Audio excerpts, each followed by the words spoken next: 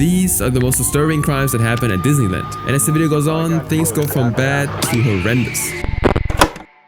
On May 31st, 2025, a video surfaced on the internet showing a violent brawl between some visitors at Disneyland. Although the video ended with an adult woman almost naked as a result of the fight, it all started with a family of 3 which we will call the Lees, and a couple who we will call Ming and Lan, for the man and the woman, respectively. According to reports, they were all in line for the ride known as Crazy Animal City at Disneyland, Shanghai, China. When Ming and Lan decided to take a photo together, the Lees then tried to move ahead, but obstructed Ming and Lan in the process. And this led to an exchange that went from subtle to heated, and within seconds, the conversation then went from heated to a physical confrontation. Before anyone knew what was going on, Ming, who was wearing a black t-shirt in the video, had already grabbed Mr. Lee, who was wearing a white t-shirt, and when the men wrestled each other, Lan joined in on the fight by yelling and pointing at Mrs. Lee, who was holding her daughter at the time. But before Mrs. Lee could make any moves, Lan decided to join Ming in hitting Mr. Lee, and this made Mrs. Lee move closer to the fight, trying to separate all 3 of them while still holding her daughter. Now soon Lan turned to Mrs. Lee, and in annoyance struck her daughter in the face. This caused Mrs. Lee to break down into tears and crouch on the ground, and as she cried, Lan went back to the 2 men to join in on the ongoing scuffle and helped to wrestle Mr. Lee to the ground. And as soon as Mrs. Lee saw her husband hit the ground, she pulled herself together, moved closer to the brawl, and reached out her arm to her husband to help him get up. Now at the time, the fight had already attracted a large audience who watched in shock, with some of them making an effort to end the fight, but all of their attempts to end the brawl ended in vain until the security personnel who worked at the park arrived at the scene to put an end to it all. Now at the end of everything, no one was actually critically injured, and so no one was actually arrested. However, these particular guests may later get punished by Disneyland itself, and that is because the park of course frowns at violent behavior from guests, and has even added several rules about tourist behavior on their website. Please show common courtesy both on-site and online. To fellow park guests are cast members, including but not limited to staff and performers and the Disney characters, and do not use profanity or offensive behavior. Another rule states, please respect fellow guests while queuing. Be careful not to bump into and push others in the queue. Guests are not permitted to use personal belongings of any kind, including but not limited to strollers, raincoats, and blankets, etc. To reserve viewing places while waiting for shows. The entire party should wait together. Obviously, some of these rules have been broken, which is why the involved guests in the brawl could lose their access into the park for a limited or even an unlimited period of time. And this penalty is known to all guests through the Disneyland website, where it says, we reserve the right to deny admission to any person or to require a person already admitted to leave the park immediately without refund or compensation for failure to comply with any of the park rules, relevant rules, for unsafe, illegal, disruptive, or offensive behavior that causes suspension or attractions of entertainment performances, to ensure safety, security, or order, or if you consider that the circumstances so require. While this crime involved a possible ban, this next case is worse, since it saw a guest go crazy in the most disturbing way.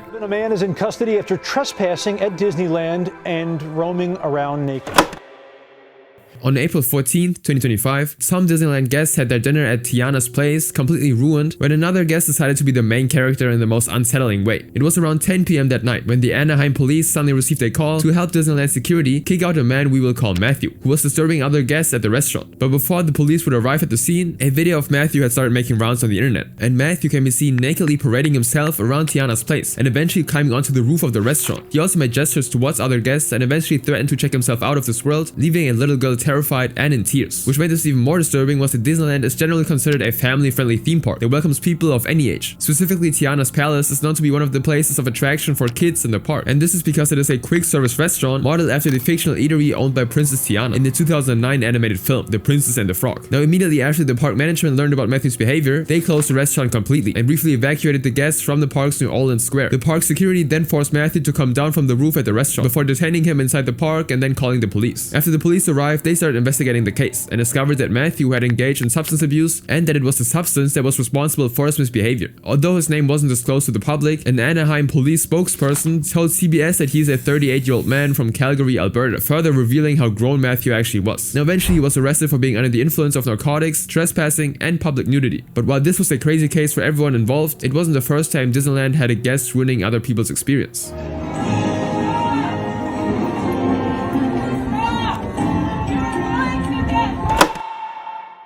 The It's a Small World attraction at Disneyland is one of the most loved and most patronized attractions in Disneyland history due to its endearing message of global unity and its large capacity. But on March 25th, 2023, this loved attraction would become a place of a disturbing public spectacle. It all began with guests having fun at the It's a Small World ride, when a man whom we will call Peter suddenly jumped out of one of the attraction boats he was riding in and started displaying erratic behavior. He started by stripping himself naked in the presence of everyone and then proceeded to wade in the water around the park where boats exited the ride. From there he went on to sit fit on the right of the canal as he watched everyone look at him awkwardly. According to one Disneyland guest named Hunter Coast, who posted a video of Peter online, Hunter was in line for the ride with his family. When his aunt directed his attention to the naked man, Hunter generally thought Peter was only being funny, but he soon realized that his behavior could ruin the beautiful experience for children waiting to get on the attraction. And this very concern made adult guests report Peter to Disneyland employees, who immediately stopped the ride and escalated the situation to the park security. Now they responded, but it still wasn't an easy task to get him off there. According to reports, it took about 45 minutes for 5 security guards and the Anaheim Police Department to have Peter contained. And after he was taken away from the attraction, the police conducted an investigation and determined that just like Matthew, he was also under the influence of a controlled substance. So Peter was then taken to the hospital as a precaution to be sure his condition wouldn't get any worse. And although his real identity was also kept secret, the police stated that he was a 26-year-old man who came to the park just like every other guest and actually had no ill intentions. This, however, didn't stop the police from arresting Peter and charging him with indecent exposure and being under the influence of a controlled substance. And while this case made the ride stop temporarily, this next one caused a massive evacuation since it involved thieves hiding in the park. Searching for at least 2 suspects after a high-speed chase ended at Disneyland.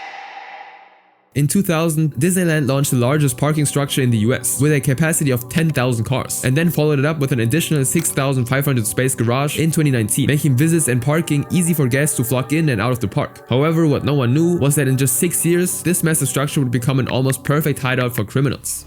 On March 24, 2025, around 7:50 p.m., the Orange County deputies received a report about a stolen vehicle at the Ritz-Carlton Hotel on Pacific Coast Highway. But it wasn't just any vehicle, it was a Camaro ZL1, considered to be one of the coolest cars in the world, with a price tag of about $70,000. After compiling every information they needed about the missing vehicle, the deputies began their search, and in no time, they spotted it speeding at over 100 miles per hour on Interstate 5 through Irvine, California. Immediately, the police initiated a pursuit with cars and a helicopter in the air, and as the chase got more and more intense, the police kept closing in on the stolen vehicle, and it almost seemed like the alleged thieves had nowhere to go. But that was until the driver made a turn that left the officers on the edge of their seats. The driver would flee to Disneyland's 6,500 Pixar Palace parking structure without pausing for a second, and although it wasn't clear how he was able to swiftly drive past the garage attendant without getting stopped, his arrival at the park alerted the Anaheim and California Highway Patrol officers, who instantly took over the chase. The thieves were now somewhere inside the structure, which delayed the whole thing for hours. But by 8 p.m, the thieves decided to abandon the car, and the two then decided to run away on foot. Now the police actually continued the chase, and the parking structure, entrances, and exits were locked down for a thorough search. Unfortunately, this caused a significant inconvenience to the guests, as many of them would neither access their vehicles nor leave the park. Now thanks to a TikTok user named Danny McDuck, who made and uploaded a video of the scene on the platform, we were able to see what the park looked like while the investigation was going on. Now after the search, the two alleged thieves were caught, but there was still one more twist to the story, as the two suspects turned out to be children so young that the driver was taken to the juvenile hall, while the passenger was released into the custody of a guardian. Thankfully, this case ended with nobody getting injured or killed, but this next one isn't as simple since it left bloodstains on Disneyland.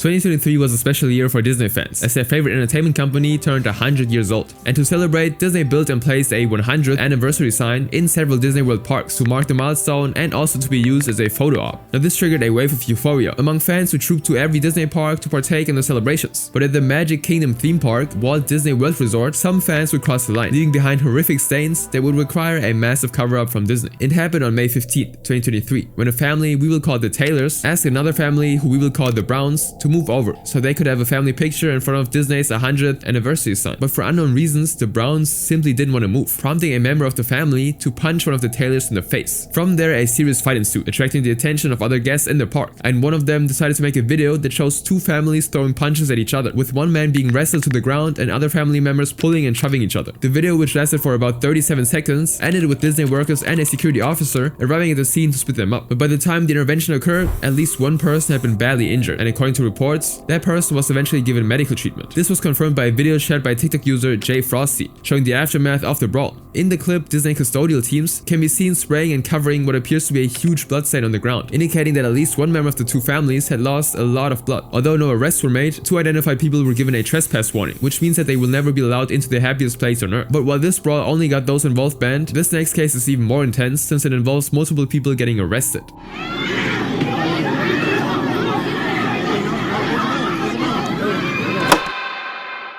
Back in 2022, another intense brawl broke out in Magic Kingdom between two sets of families, leading to fans questioning whether the park was ever truly safe for its guests at all. According to reports, the fight ensued between a family wearing matching red and white outfits and another family we will call the Petersons. The two families were having a good time at the park until a member of the Petersons tried to rejoin their family in line for Mickey's PhilharMagic, a 3D musical attraction at Magic Kingdom. Now at first, no one knew what started the actual fight, but later one of the people involved, whom we will call Mike, reached out to a news agency called WDWNT to share the side of his story and submitted additional footage of the brawl, revealing shocking details about the incident. According to Mike, it all started with both the red and white family and the Petersons standing in line for Mickey's PhilharMagic. But then somewhere along the line, a member of the Petersons realized she left her phone in the electric conveyance vehicle and left the line to retrieve it. When she then got back to the queue and tried to join in with her family, the red and white family refused to let her join the line. She'd left, and instead they started pushing and shoving her. And although that wasn't enough of a trigger for a fight, the brawl didn't start until the end of the event they had all attended. After the Petersons exited the theater, they met the red and white family waiting outside, and from their hostile glare, it was obvious that they were waiting to confront the Petersons. Now, in an attempt to de-escalate the situation, one of the Petersons allegedly said to the red and whites, "Listen man, we don't want trouble. We don't appreciate you guys pushing my younger sister." And while it's not clear how the red and whites responded, the situation quickly went from a normal conversations to a shouting contest. And before anyone knew what was going on, the two families were already locked in a serious altercation. And not long after the brawl started, some bystanders caught it on camera and posted it on different platforms. Most of the uploaded videos lasted about 45 seconds, with no indication that the fight was coming to an end, and no security officers were seen trying to put an end to it. And this very fight made people start questioning the effectiveness of Disney's security system, with concerned guests making different posts emphasizing the need for them to improve their commitment to the safety to the fans. But according to a witness interviewed by Fox 35, she mentioned that security personnel did arrive at the scene when the fight was almost over, saying, "We came upon it, and it appeared as though it took about 2 minutes for 2 security personnel to arrive. Deputies arrived probably about 5 minutes after that." However, Mike's footage, which is about a minute and a half long, only shows other guests along with 2 cast members intervening to end the fight, and it was them who eventually broke it up successfully. According to reports, the security officer later came to escort everyone involved in the brawl to separate secure locations where they all gave their statements. But by then, a lot of damage had been done. The Petersons reported having some of their items broken or missing, with one member of their family taken away in an ambulance due to a large laceration on his chin. Other members of both families also suffered cuts and bruises, which were treated in the park. But that didn't stop the authorities from slamming them with appropriate punishments for disturbing the peace. After the deputies conducted their investigation, they found 3 people guilty of misdemeanor battery and arrested them, while Disney banned everyone involved in the fight from visiting the park ever again. But that still wasn't enough, as the company would take it a step further by adding a courtesy drop-down tab on its website under the section that says "Preparing for your visit." This section reads, "Be the magic you want to see in the world. You must always remember to treat others with respect, kindness, and compassion. Those who can't live up to the simple wish may be asked to leave Walt Disney World Resort." And although this case ended with arrests, this next one is terrifying since it involves explosions.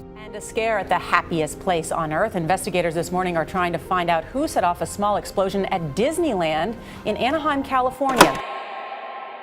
On May 28, 2013, the day at Disneyland started like any other crowded summer afternoon, with families filling the walkways and music drifting through the air. But within moments, that illusion of perfection was shattered by an unexpected blast that forced thousands of guests to evacuate in fear. It all started when a Disney employee named Christian Barnes, who works at a vending cart outside of Toontown, concluded his shift and was going to be relieved by a colleague, whom we will call Harry. When Harry got to the vending cart that Christian had just left, he opened it to check what's left, but suddenly it exploded. While Harry and everyone else around were still trying to figure out what was going on, Christian took a water bottle from what was left of the exploded cart and found his way to the park exit. And before he left, he dropped the bottle in a trash can. Now, several minutes later, a cleaner removed the trash bag from the can and placed it on the floor and left it there to empty another can. But before he got back, the trash bag too had exploded. Although no one was injured in either explosion, they were enough to cause panic to the guests, who described the explosion as a loud boom. And the sound was also loud enough to alert the park officials to shut down Toontown, which is the affected area of the park, for about 3 hours, and decided to contact the police department and the bomb squad. Up until this point, nobody knew what caused these explosions, so it could be a simple prank or an actual attack on Disneyland waiting to escalate. To get answers, the officers investigated the case and found out that the explosions were from 2 dry ice bombs. One was placed in the cart and the other one in the trash bin. Fortunately, it wasn't a serious danger that could have led to any significant loss. And at Disneyland, finding dry ice isn't actually that difficult, as the park uses it a lot for storing food, creating special effects, and outdoor vending carts like the one Christian managed. Also, crude dry ice bombs are actually common in Anaheim, as police have reported sightings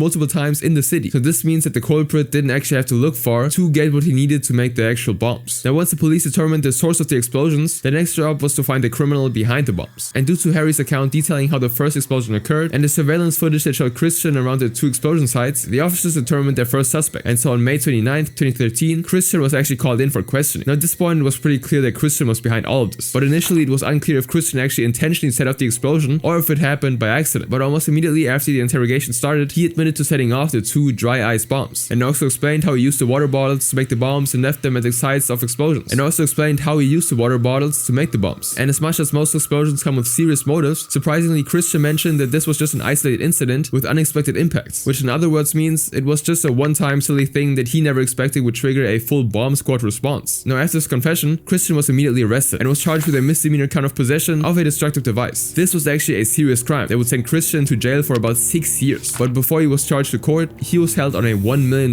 bail while he waited to appear before a judge. Now Christian's father, Raymond Barnes, seemed to be displeased with how his son's case turned out, as he said in an interview with NBC4 that his son is the best kid anyone could ever ask for because he's never been in trouble and had no criminal record. He also mentioned that the authorities were blowing things way out of proportion, saying, "It's just a little ice, hot ice. They're making a big deal out of nothing. I'm sure when the smoke clears, they'll see he's just like any other person. They just made a little mistake." But unfortunately, according to Susie Brown, the director of media relations and external communications for Disneyland, cases like Christian's are taken very seriously, and so Christian may face actual jail time for his actions after all. Now at the time, Christian still didn't know what would happen to him, but before long, Disneyland released a statement about the situation, including an insurance of safety, saying, "Reviews complete. Mickey's Toontown has been deemed all clear by local authorities. Guests are welcome to return." And so on April 3rd, 2013, the attraction center opened normally once again, like nothing happened. And the next day, Christian appeared in Orange County Superior Court and pleaded not guilty to his charges. And there, the prosecutors requested that his bail be reduced to $500,000, which the judge allowed, and afterwards set his bail hearing for June 13, 2013. Now after the bail hearing, the judge first lowered Christian's bail to $50,000, and then ordered his release on the same day, stating that he believed Christian had no malicious intent. And so on November 4th, 2013, Christian would plead guilty to his charges and was immediately sentenced to 36 hours in jail, 3 years of informal probation, and 100 hours of community service, and a lifetime ban from Disneyland property. While this incident caused a few hours of panic within Disneyland, this next case is much worse, since it involves a violent offender and a smaller human. The park was booked over the weekend for what was supposed to be a genuine wedding ceremony, but Disneyland staff and security called police when they noticed the so-called bride wearing a wedding dress was too young.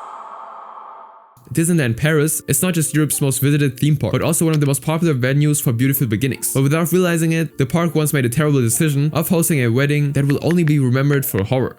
This story takes us to June 21st, 2025, when Disneyland Paris opened its gates to a groom, his bride, orchestra, a giant cake, and 100 guests in attendance before the opening hours. The ceremony kickstarted like every other weddings, until something really disturbing would catch the attention of some staff. The employee monitoring the events suddenly noticed the wedding had a very unusual type of couple, which included an adult groom and a small human as a bride. This led to the staff alerting the police, who came to put an end to the wedding immediately. Now the police decided to arrest the group, the bride's biological mother, a 55-year-old Latvian man hired to be the bride's father, and a 24-year-old Latvian woman hired to be the bride's sister. And after the arrest, the police began investigating the situation and found out that the bride was in fact a smaller human who we will call Natalia. Now more disturbingly, they also discovered that the groom had actually arranged a staged wedding by hiring Natalia to act as his bride and every other person in attendance. But the 100 paid extras thought they were attending a real wedding. Now this was a very weird situation, but because the groom was the sole organizer of the event and had left everyone else ignorant of his plans, he was charged with fraud, breach of trust, money laundering, and identity theft. As for the other people involved, they were eventually let go by the authorities. And while every other charge is pretty self-explanatory, the groom was charged with money laundering because hiring Disneyland Paris for a wedding before the opening hours cost up to $153,000, which shows that he must have spent a lot of money to pull off the fake wedding. Also, the identity theft was a result of the groom fooling Disneyland by telling them that the wedding ceremony was real, taking things even further by booking the park with a fake Latvian identity. And on top of that, on the morning of the wedding, he used makeup to change his face, so as to look entirely different from himself. Fortunately, Natalia was not harmed both physically and intimately, but still staging a wedding with a person that wasn't of age is very weird. And it wasn't just Disneyland staff who found it strange, as one of the hired guests at the party would later express their shock during an interview with France Inner Radio. "I saw the panic of the Disney people. Then through the window I saw a small human that was not of age with a wedding dress on. A woman was carrying her in her arms. That's when I understood that the bride was really young." But while the investigators thought nothing else could be more shocking than the bride's age, they soon discovered that the groom was a well-known British intimately violent offender named Jaskan Jash, popularly known as Jackie Josh. And the French investigators found about Jackie's past records through the BBC, which had previously published investigations into him. And although the police and prosecutors didn't immediately name him, the BBC soon realized another article about him, stating that back in 2016, Jackie was found guilty of being intimately inappropriate with 2 female small humans in the United Kingdom after he lured them with alcohol while claiming to be a Hollywood film producer. And after he successfully lied to these innocent victims, he exploited them and even went ahead to filming the intimate moment without their consent. He then uploaded this video on a now deleted YouTube channel that stayed up for 4 years. One of the victim's family members said to BBC that it is very unfair for YouTube to allow such a video to stay up for that long, considering considering that the video destroyed the victim's life. Now for this crime, Jackie was arrested and would eventually be sentenced to 4 years in prison, and after serving his jail time, he would be released in 2020. Now in 2025, the French judicial authorities were notified of Jackie's previous convictions, but his rap sheet was even longer than they initially thought, as it would turn out he'd also been listed as a wanted man for breaching a harm prevention order and a breach of an intimate violent offenders register notification requirement by the Metropolitan Police in London. This was because after Jackie's release in 2020, he was placed under supervision by the London police. But even though he was under constant watch and his movement was restricted, somehow Jackie managed to pull off another massive stunt in London several years later. On October 17, 2023, Jackie faked a fake movie premiere at Leicester Square, and to make things worse, he hired hundreds of young people to act as his fans. According to reports, these people, who were aged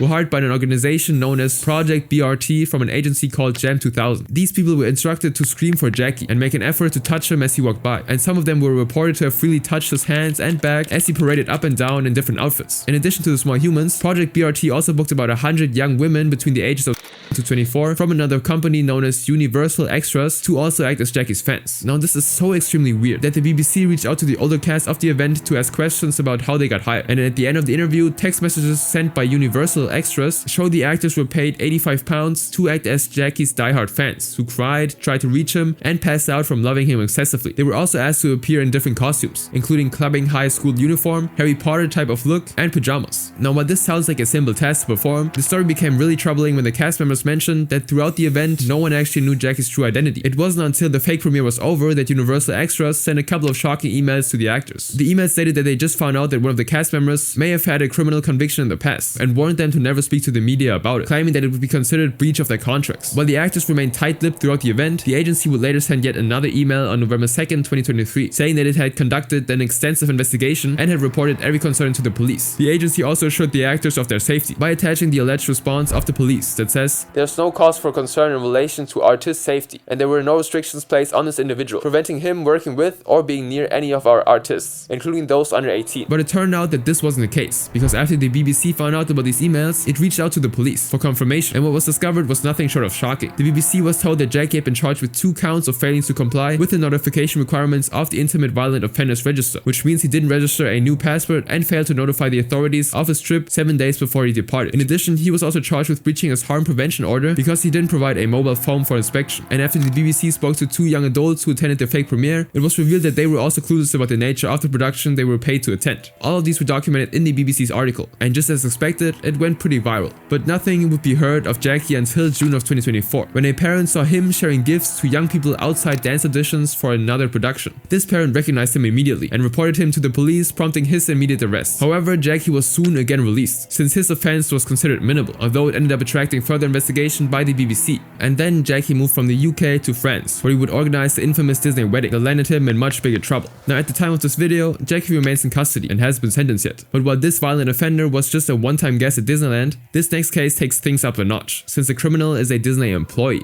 The legal action is aimed at Disney and its employee accused of taking video up a girl's skirt. On March 31st, 2023, a female cast member at Disney Studios, Florida, whom we will call Laura, made a report to the Orange County Sheriff's Office about a male employee who she caught filming a female guest inappropriately. After receiving this report via a phone call, the officers called in Laura to give them details of how the incident occurred. In a redacted video, Laura told the sheriffs that she was in dog owner's shop, standing next to the register when she saw the male employee acting strangely. The man was there to direct a queue of guests waiting to buy lightsabers while holding different menus of the product. And at the time, a female guest, whom we will call Amanda, was next in line to purchase the lightsabers. But before she could actually buy anything, the employee suddenly dropped one of the menus he was holding, which fell directly in front of him, and that was the moment the unimaginable happened. Laura told the sheriffs that she suspected that the employee was taking pictures of Amanda's underskirt, and when the sheriffs asked why she thought so, she said, "You know he was taking photos." Well, did you see a light flash? I did not see a flash, okay. but You hear it clicking, or no, it was very just loud assumption, in there. right? It is my assumption, Right. yes. Okay. Especially because there was no need for him to reach that way. Of course. To pick up his menu, Right. and it was no need for him to have his phone out either. Okay. And there's no phone in that position either, so I it wasn't understand. like a work phone or anything. Right. Laura was also asked if the employee knew that she saw him, to which she answered, I don't know if he knows that I saw him, but as soon as he did it, he like put his phone back away, and then he turned around and made eye contact, and then he turned back around really fast. And then that's when I called my peers and reported. After the interview, the officers then went down to Disney Studios and searched for the said employee, and in no time they found him, informed him that they were there to question him, and conducted a thorough search of him. They confiscated his personal possessions, including his phone and his ID card, revealing his identity to be a 26-year-old man named George Diaz Vega. Afterwards, he was then led to a vacant room in the studio where he was interviewed by the sheriffs. One of the officers started by telling him the reason for the meeting with them and proceeded to ask them about the reported incident. Now, for a while, he wasn't really cooperating with them, but later told them that he had a confession to make on one condition. Can you close the door? I wanna express. I wanna tell you. Okay. Sure. Hang on a second. If you close the door. Oh, sure. Come on in, Chris. Close the door. I mean, you don't have to talk to me if you don't want to. I'm just saying. Okay. Have a confession to me. Okay. Although his confession part was redacted, according to an arrest statement, we know that George admitted that he's been taking videos of dresses/skirts of unknown females in the Disney World theme parks for approximately 6 years. This was a very shocking revelation, but George's immediate request after his admission is even weirder, as he expressed concern for his mother and longed to be home. I don't mean this in a bad way, but because I love my mom a lot. You think I'll get home? Well, we're just gonna have the detectives. It kind of depends on how long you sit and talk to the detective. Once they come out and talk to you, because they're gonna want to see if you can write everything out and all for them. So that'll be up to them. But we're not going to say anything to your mom.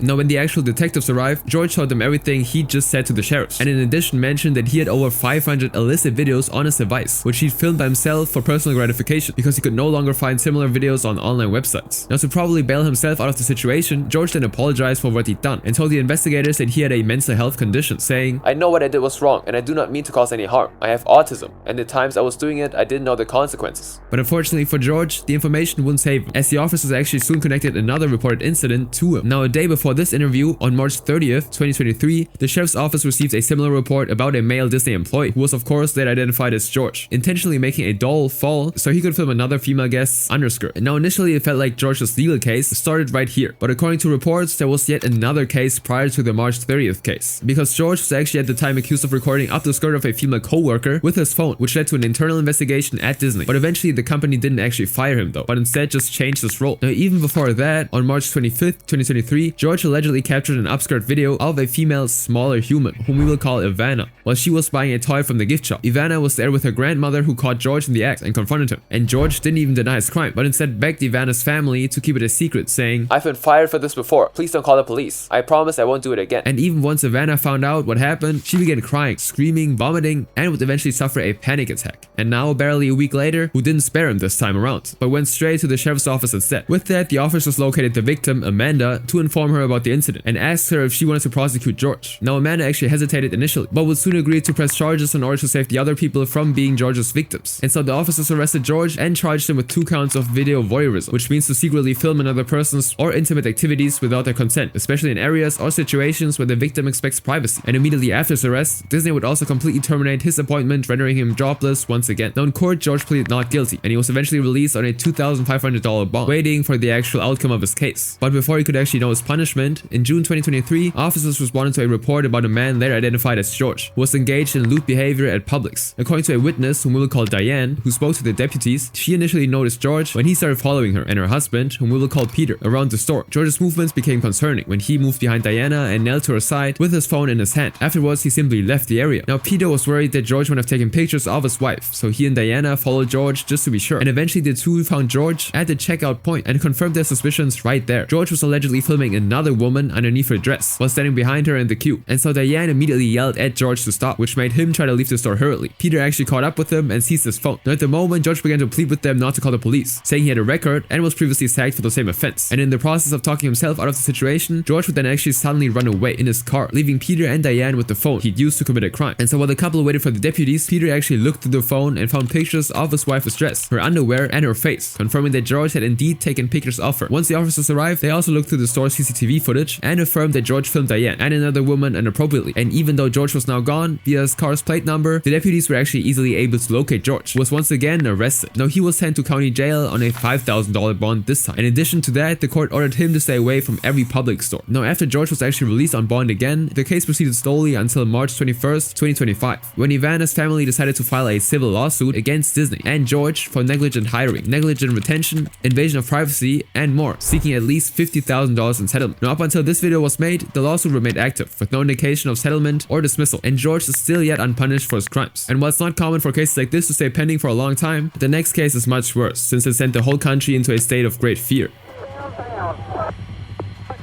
We just had some kind of explosion downtown.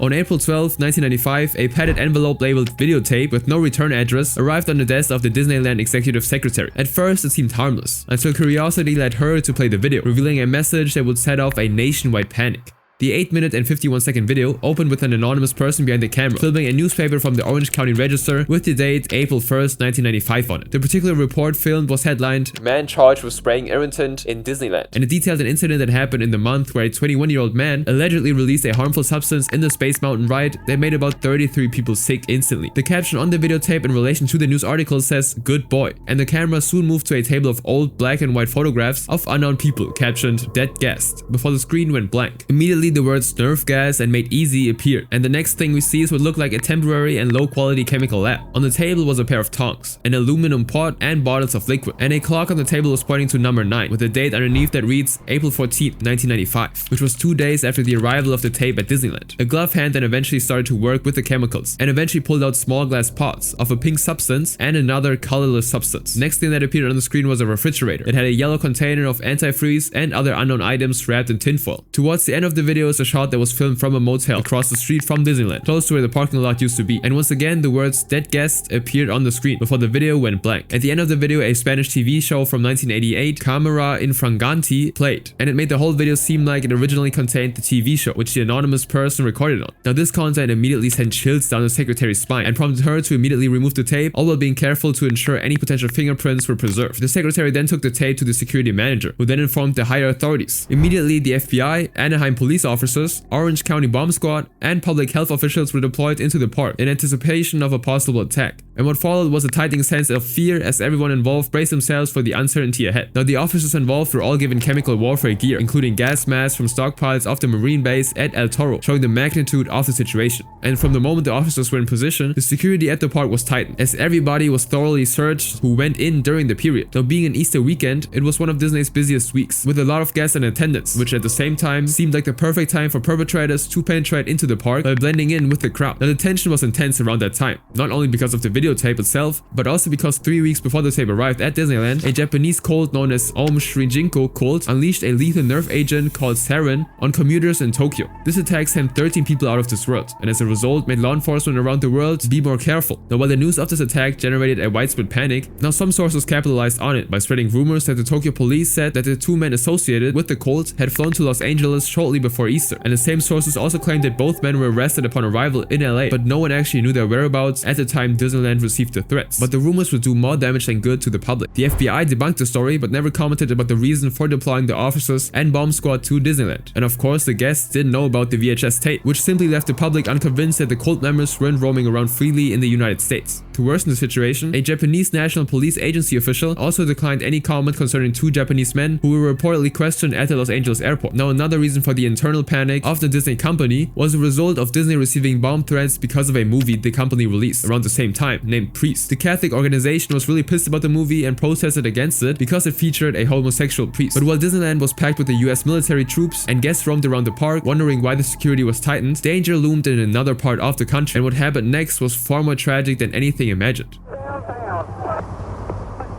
We just had some kind of explosion downtown. Now 5 days actually passed after April 14th, the supposed date of the attack, so all was good until now. But instead, the city of Oklahoma witnessed a domestic terrorist attack when a massive truck bomb detonated outside of the Alfred P. Murrah Federal Building in downtown Oklahoma. And the attack sent 168 people out of this world and injured another 680. And on the same day, an anti-government extremist, Timothy McVeigh, was arrested, convicted, and later executed, whilst accomplice Terry Nichols was sentenced to life imprisonment. And while President Bill Clinton was addressing the attack, he also hinted at the videotape threat, saying, "There was one recent incident with which I was intimately familiar, which involved a quick and secret deployment of a major United States effort of FBI and FEMA and Public Health Service and Army personnel. We went to the place and we were ready. We were ready to try to prevent it, and if it occurred, we were ready to respond." And while the president never explicitly mentioned Disneyland, the White House would actually later confirm that he was referring to the park threat. Now, after this press conference, the authorities decided to keep the details of the incident under wraps, so the general public still wasn't sure what to believe. However, on April 22nd, 1995, the FBI finally announced that the VHS threat was a hoax, since nothing happened on April 14th, which was the targeted date, and even 8 days later, the situation remained the same. The announcement finally marked the end of this potential threat. Now, until now, the public actually never saw the actual VHS tape recordings, and the mysteries around this would only grow stronger as days turned into weeks, weeks turned into months, and months turned into years, with nobody knowing what exactly was said in these tapes. And eventually, those looking for answers started to lose interest as time went on. But in 2019, this exact videotape would come to life once again after a VHS collector named Todd Verhoeven stumbled upon it while looking through a Goodwill thrift store in Portland, Oregon. Todd generally collects old videos that have been lost to time and posts them on his YouTube channel named Dr. RPVHS. And as soon as he found this video and watched it, he knew he had found something different from his usual finds. He then wrote in the video description, "Of all the haunted VHS tapes I've ever found, this one is the most haunted." And Todd then asked the online investigators to help him solve the mystery. In the video, the name Jerry Hill was written on the tape, together with the printed label 199MNY252958. And once again, this discovery sparked curiosity among those who knew about the hoax, with the new generation joining the train of intrigue. And more than the question of what happened decades ago, were other questions like, who is Jerry Hill? Why did he have the tape? And what do the numbers mean written on it? And before long, the internet, specifically a channel named Barely Sociable, were able to provide some answers, including the first 3 digits. 199 likely being an FBI classification known as Foreign Counterintelligence Terrorism, while NY suggests that the case was handled by the New York field office. And it was later revealed that the location was one of the reasons the authorities didn't take the threat lightly. And this was because the Japanese cult had a base in New York City, which of course made the FBI believe that this tape might have ties to the group. As for the name on the tape, it belongs to a former FBI agent named Jerry Hill, who worked in the Portland area. According to Jerry Hill's relative, who spoke to news outlets, Jerry used to work on terrorism cases, which explains why it was possible for him to have his name on it. But by 2017, Jerry died, and the tape ended up at a Goodwill store. And while no one visits Disneyland with the fear of explosions, this next case made the guest experience extremely traumatic. A wild brawl breaks out inside Disney Concert Hall Thursday evening during a graduation ceremony. When it comes to graduation ceremonies, they usually begin with a lot of excitement and end in the same way. But on June 13, 2024, what started as a celebration at the Walt Disney Concert Hall ended in the most horrifying way. This wasn't a regular graduation ceremony, but a program known as Operation Graduation, which is a collaborative ceremony organized by the Los Angeles County Probation Department and the Los Angeles County Office of Education. It celebrates high school students who've earned their diploma in juvenile detention, probation camps, and community schools. The ceremony was organized for over 100 Los Angeles County high school graduates, including more than 24 youths who are on probation. And the actual graduation ceremony began on a good note, as expected, with the detained probation youth being closely watched and eventually escorted out of the auditorium. They were then placed in a secure holding area after their program had been concluded. But things were just about to take a dark turn. While the ceremony was coming to an end, someone from the audience suddenly jumped over a second-story balcony at the concert venue and attacked a community graduate. Instantly, things got even worse when someone else leaped off the stage into a group of people, resulting in a massive brawl. And Brianna Valdez, one of the graduating students who just climbed the stage when the fight started, expressed her shock in an interview, stating how intense the fight actually was. It was really scary. They were all jumping. They got on top of each other and they fell off of the stage. Now, before the situation would get even worse, the security personnel at the venue contained it, and eventually no serious injuries were reported. But while everyone tried to catch a break and return to their homes, another fight broke out inside the concert hall, and this time it involved a firearm. According to witnesses Raul Valdez and Javonte Jameson, the second fight started just as suddenly as the first one, but with multiple gunshots being fired, leaving everyone scared to death.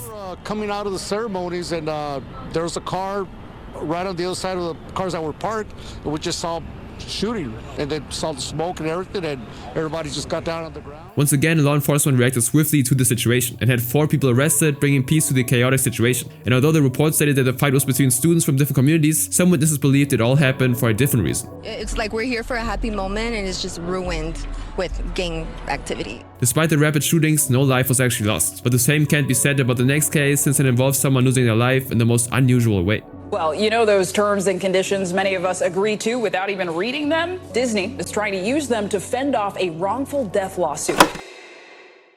On October 5th, 2023, Jeffrey Piccolo had dinner with his wife, Dr. Kanak-Port Tang-Swan, and his mother, Jackie Piccolo, at Disney Springs, after which the three went their separate ways. Now, approximately 45 minutes later, Jeffrey would receive a disturbing call, stating his wife had just collapsed and died from food allergy. Jeffrey couldn't believe his ears, not only because his wife was young and healthy, but because he was sure about an hour ago that they wouldn't be having any food allergy issues. That was because Jeffrey and his family carefully and intentionally chose the Ranglan Road Irish Pub restaurant because they believed the restaurant, and especially Disney, wouldn't be careless about food allergies. allergies. For context, Disney is known as one of the most allergy-safe places to visit, at least since 2015, when Disneyland and Walt Disney World Resorts introduced allergy-friendly menus. And fast forward to 2017, Disney would even get recognition from the Food Allergy Research and Education Group as an industry leader in providing safe, quality dining experiences to guests with allergies and special diets. And this is even boldly stated on the Disney website food blog for anyone who wants to actually read it. This important was really important to Jeffrey and his family, and it in a way influenced their choice of restaurant because Canuck porn was highly allergic to dairy and nuts. This means that one wrong ingredient, without them knowing, could very well mean chronic pain or even worse, death for Canuck porn. Now once they settled in, they informed the waiter about her allergy, and he assured all of them that they would prepare dishes that are safe for her. And so they ordered a vegan fritter, scallops, onion rings, and a vegan shepherd's pie. Now when the server actually returned with the food, some of the items didn't actually have the allergen-free flags in them, which made Jeffrey and Canuck porn question the waiter again about the allergens, to which he responded with an assurance that the food was safe. And after assuring them again and again, the three decided to eat their food and went their separate ways after. Jeffrey took the leftover food to their room while his mom and Canuck porn went out to shop. Now outside, Canuck porn and Jackie actually decided to shop separately, and as soon as Jackie was done shopping, she called Canuck porn on the phone to know if she was done as well, but Canuck porn wasn't actually responding, and so Jackie thought that she had simply headed to the hotel, so Jackie decided to do the same. But when she got to the room, Canuck porn was nowhere to be found, and so Jackie called her again, and this time it was answered, but not by Canuck porn herself, but by a stranger who told Jackie that her daughter-in-law had just slumped at the store and had been taken to the hospital. Jackie and Jeffrey would then rush to the hospital, where the witnesses who followed Canuck porn told them that she suddenly began to have difficulty breathing and eventually collapsed. According to the observers, Canuck porn actually self-administered an EpiPen before one of them called 911. But unfortunately, after a period of waiting, Jeffrey and Jackie met the doctor in charge, who told them that Canuck porn had died. According to them, her death was a result of a severe and fast-acting allergic reaction due to the elevated levels of dairy and nuts in her system. This news of course made Jeffrey was shocked because of the conversation he and his family had with the waiters who served them at the Raglan Road Irish pub. And so Jeffrey decided to file a lawsuit against the restaurant and Walt Disney Parks and Resorts, accusing both of negligence. Raglan for preparing the food improperly and Disney for failing to train their employees to make sure they prepare allergen-free food when requested. Now initially, Disney actually argued that the restaurant is neither owned nor operated by the company, saying in their emailed statement that they're defending the company against any attempt to include them in a lawsuit meant to be solely against Raglan, because in reality, Raglan Road is not owned and operated by Disney, but by the Great Irish Pubs Florida Incorporated. However, Jeffrey's attorney countered that the lease agreement between the parties is in part evidence of Disney's right of control over the actions of Raglan Road, and with that, Disney was still forced to remain in the case. But this is when Disney decided to pull out their ace card. On May 31st, 2024, Disney attorneys devised another means to dismiss Jeffrey's lawsuit, and this time they chose to dig up the terms and conditions he agreed to when signing up for the Disney Plus streaming service in 2019. According to Disney, Jeffrey created a Disney Plus account on his PlayStation and agreed to the terms of use that states users agree to settle any disputes with the company out of court via arbitration. And the company also claimed that 2019 wasn't the only time Jeffrey agreed to such a contract, but also in 2023 when he bought Disney Plus theme park tickets using his Disney account. And Jeffrey's attorneys actually confirmed that truly Jeffrey did create a Disney Plus account in 2019, but he actually canceled the subscription during the trial and never used it afterwards. They then responded to Disney's claims, saying that it is wrong to actually state that a person who signs up for a 1-month free trial without expanding beyond the trial period will have to waive the right to a jury trial forever, and instead will agree to arbitrage any dispute against Disney and its affiliates. In addition to that, Jeffrey's lawyers also argued that Jeffrey agreed to these terms on behalf of himself and not his wife, whom the lawsuit was actually about. Now, when it became public that Disney was trying to use this tactic as a get-out-of-jail card, they faced a ton of backlash with different tweets and posts, like the one from a user named Evan Loves Worfs, saying, "Remember that a woman died in Disney World, and Disney argued in the wrongful death lawsuit that they weren't liable because her husband had signed up for Disney Plus. They're an evil company." And another user said, "The tragic death at Disney World due to a food allergy shows it's evident that Disney does not prioritize guest safety." Now they're reportedly using Disney Plus terms of service as a legal loophole to dismiss the lawsuit. This negligence is unacceptable. It's time we hold Disney accountable and demand they take real actions to protect their guests. No more excuses. And besides the call out tweets, some YouTubers also made videos about the situation, condemning Disney. One of them was Penguin Z, who said this concerning the situation. "I've said for years now, one of the most evil companies on the planet is Disney. I imagine the board of directors is a who's who of supervillains. You probably got Mickey Mouse right next to Lucifer in that seat. It is always shocking to see just how low they'll stoop for the sake of a couple extra doubloons." Now it soon became a widespread issue, and Disney knew that their reputation was totally on the line. And so to salvage the situation, the company filed a notice to withdraw the motion in an email to the Associated Press saying, "At Disney, we strive to put humanity above all other considerations. With such unique circumstances as the one in this case, we believe the situation warrants a sensitive approach to expedite a resolution for the family who've experienced such a painful loss." Now currently the case is still ongoing, with no guarantee that this will actually end soon. Now this was a disturbing and unexpected end to a person's life, but it's nothing compared to the next case, since it involves a person's life ending mysteriously.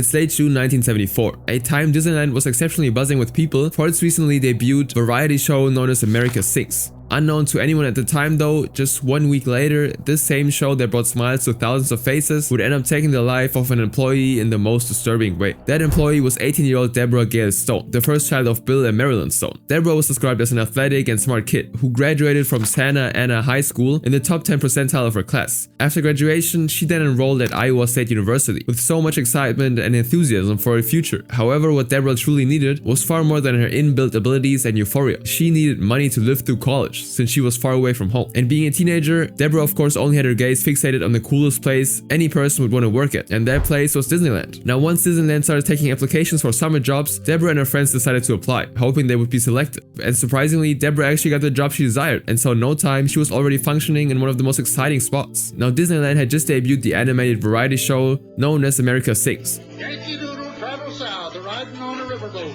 playing a tune and singing out, it sounded like a... It was a show that paid tribute to America's musical history and performed it by rotating the theater where guests sat around a central stage in 6 steps, just like a ride. Altogether, the show lasted 24 minutes and featured 4 acts, each of which was a medley of tunes performed by audio animatronic animals. Now, unlike many other rides in the park where Disney workers only stayed behind the scenes, certain rides required someone beautiful and smart enough to welcome patrons before the start of the show and bid them goodbye after the theater had completely rotated around the 6 musical scenes. Welcome to our presentation of America Sings. We have a few last reminders before we start. Please, no smoking or eating, and especially no flash photography here in our theater. And so for American Sings, Deborah, a pretty young and upbeat woman, seemed like the ideal cast member, and so she mastered her job as the show hostess, and on July 8th, she was placed on the evening shift. But before the show could actually start, Deborah had something else to be excited about. Her boyfriend had just proposed to her earlier that day, and so she called her parents to ask if it was okay to get married. Now according to her parents, they were happy for her, which means they gave her their blessings. After the positive response, Deborah went ahead to do her job, and the show began like every other of its kind, but its end came with a tragic twist. Around 10:30 p.m, the guests had just experienced the last musical scene, and the stage was moving into the position to begin a new cycle, when one of the guests, Daniel Robinson, and saw what looked like a little child was being pulled between the moving walls. And once the stage stopped moving, the guests informed the operators who rushed to the scene, only to be met with a gruesome sight. Somehow, the 2 passing walls had crushed Deborah to death, leaving her remains almost unidentifiable. Now, why Deborah was between those walls has stayed a mystery for over 5 decades, with loads of speculations and myths being passed down from one generation to another. While some believe Deborah's hair might have been caught in the moving walls, other hosts of the show had claimed that it wasn't unusual for staff to playfully hop from one wall to another. But in Deborah's case, no one ever saw her doing that on the night of the incident. Now to Deborah's family, the ride's safety features weren't enough, and so they filed a lawsuit against Disney. And during the course of the investigation of the case, it was revealed that American Sings had a dangerous flaw, which could have made it easy to become a victim of the moving walls. According to reports, the American Sings Theater was initially used for Carousel of Progress, which was a rotating theater show about the history of American technological progress. Now the difference between those 2 shows is that the Carousel of Progress was a rotating theater, while American Sings was a stationary theater with rotating stages. So in other words, Carousel of Progress rotated in a clockwise direction, in a way that allowed the center stage to rotate without the walls colliding, while American Sings rotated in an anti-clockwise way, which means that the walls would clash as the center rotated while moving guests from one stage to another. Now eventually Disney settled out of court for an undisclosed amount, which Deborah's parents called a small settlement. Now according to reports, the company added safety lights that would alert someone if they were getting too close to the danger area, ensuring the safety of other employees, until the eventual shutdown of the show in April 1988. And while no one witnessed how Deborah lost her life, the next case is more troubling since it involved a guest sending another one out of this world in the most brutal way. Disneyland was about to witness a dark incident that would shake its image and expose serious flaws in its safety system. For the first time in its 26-year history, someone lost their life inside the park.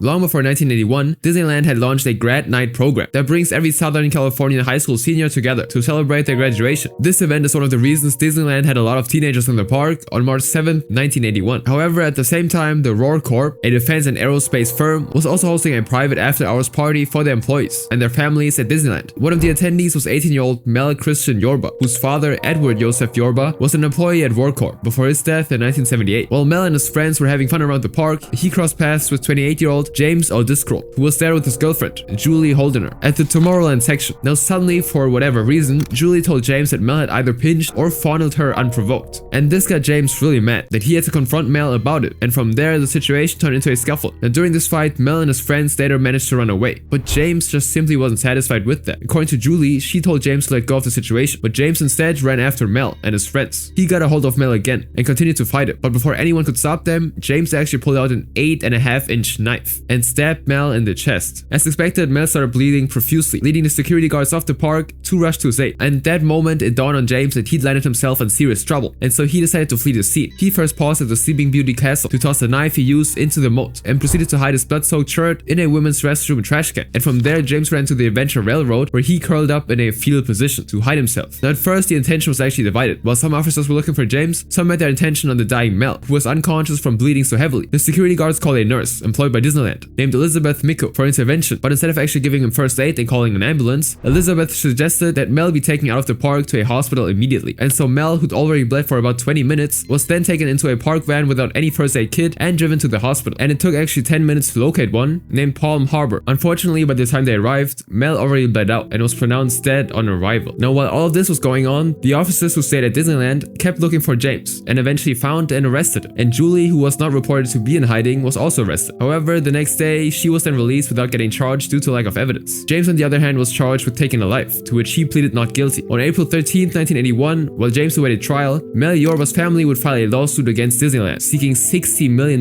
in damage. According to the family lawyer, John Luedo, the suit was not intended to punish the amusement park, but to ensure that a similar incident would not be handled the same way in the future. And by handled the same way, Mel's family meant that Mel's death, although was from his stab wounds, would have been avoided if the park called 911 or an ambulance to take him to the hospital right away. Mel's stepfather, Clarence Reynolds, and his mother, Ellen Reynolds, claimed that Disneyland had a policy of not calling paramedics and ambulances onto park property, and that municipal police or security agencies aren't actually allowed in the park. According to Mel's attorney, if an ambulance was called to transport Mel, paramedics would have given him blood and oxygen, placed him in a pressurized unit to stabilize his heart, and have been in contact with a trauma doctor who would have guided them on what to do more, hence saving his life. In addition, the lawsuit also claimed that Disneyland didn't allow paramedics on its property because it would tarnish the park's perfect image, which was actually confirmed by the nurse Elizabeth Micco, who testified that she decided to take Mel to a hospital herself because of an unwritten policy to not call paramedics into the park. John Luedo also criticized Disneyland security guards for not preventing the fight between Mel and James, and for not discovering that James actually had a knife on him right from the beginning. Disneyland, however, denied these allegations, contending that emergency services in the park were adequate enough. Now, eventually, the jury found Disneyland negligent in Mel's treatment and was ordered to pay $600,000 to the family of Mel. And although the lawsuit ended with a settlement, Mel's, or in this case now James's case, was far from over. It would drag on for another 2 years as James's attorney, Olson, argued that Mel had been drinking heavily and accidentally threw himself on the knife while attacking James. And although Olson agreed that James was found with Mel's blood all over him, he argued that James never actually attacked Mel, saying whatever happened after the fight was unclear. But despite that, after the whole back and forth, James was eventually given a 16-year to life sentence for taking the life of Mel Yorba. And although this lawsuit didn't reverse the damage, it helped prevent future problems like this.